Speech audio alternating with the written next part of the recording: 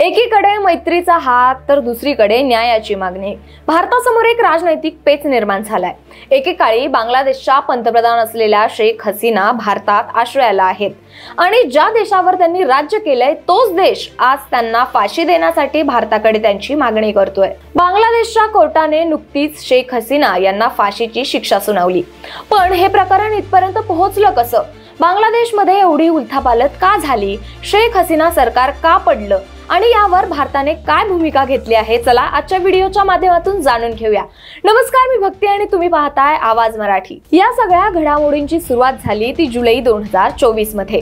बांगलादेशमध्ये सरकारी नोकऱ्यांमधील आरक्षणाच्या विरोधात विद्यार्थ्यांनी मोठं आंदोलन छेडलं। हे आंदोलन इतकं पेटलं की त्याला हिंसक वळण लागलं। या आंदोलनात शेकडो लोक मारले गेले।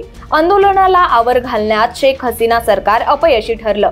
परिस्थिती नियंत्रणाबाहेर गेल्यावर 5 ऑगस्ट 2024 ला शेख हसीना यांनी अचानकपणे पंतप्रधान पदाचा राजीनामा दिला आणि त्या देश सोडून भारतात आल्या। त्यानंतर लष्कराने सूत्र हातात घेतली आणि सरकार बरखास्त केलं। शेख हसीना देश सोडून गेल्यानंतर बांगलादेशमध्ये नोबेल पुरस्कार विजेते डॉक्टर मोहम्मद युनूस यांच्या नेतृत्वाखाली एक अंतरिम सरकार स्थापन करण्यात आलं। या अंतरिम सरकारने जुन्या सरकारमधील अनेक निर्णयांची चौकशी केली। हे आंदोलन चिरडण्यासाठी शेख हसीना सरकारने अत्याचाराचा मार्ग अवलंबला असा आरोप अंतरिम सरकारने केला। याच आरोपांच्या आधारे अनेक खटले दाखल करण्यात आले। आता आपण कालच्या कोर्टाच्या निर्णयाकडे वळूया। बांगलादेशच्या एका कोर्टाने आंदोलकांवर झालेल्या कारवाईच्या संदर्भात शेख हसीना आणि त्यांचे तत्कालीन गृहमंत्री असदुज्जमान खान कलम यांना फाशीची शिक्षा सुनावली।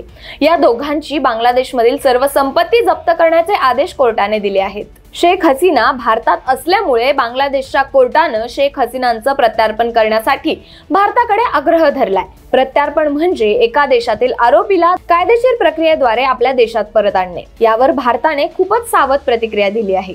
भारताच्या परराष्ट्र मंत्रालयाने निवेदनात म्हटलंय की भारताने बांगलादेशच्या माजी पंतप्रधान शेख हसीना यांच्याबाबत जाहीर केलेल्या निकालाची नोंद घेतली आहे। बांगलादेशातील लोकांच्या सर्वोत्तम हितासाठी आणि तिथे शांतता, लोकशाही आणि स्थिरता यासाठी जवळचा शेजारी म्हणून भारत कटिबद्ध आहे। भारतासाठी बांगलादेश एक महत्त्वाचा शेजारी आहे। आता या प्रकरणात भारत काय भूमिका घेणार आणि त्या निर्णयामुळे भारत बांगलादेश संबंधांवर काय परिणाम होईल हे पाहणं महत्त्वाचं आहे। बांगलादेशमधील या घडामोडी केवळ त्या देशापुरत्या मर्यादित नाहीत, तर याचा परिणाम दक्षिण आशियाच्या राजकारणावर होऊ शकतो। यावर तुम्हाला काय वाटतं? भारताने या परिस्थितीत कोणती भूमिका घ्यायला हवी होती हे आम्हाला कमेंट्स मध्ये नक्की सांगा। व्हिडिओ आवडला असेल तर लाईक, शेअर आणि सबस्क्राईब करायला विसरू नका।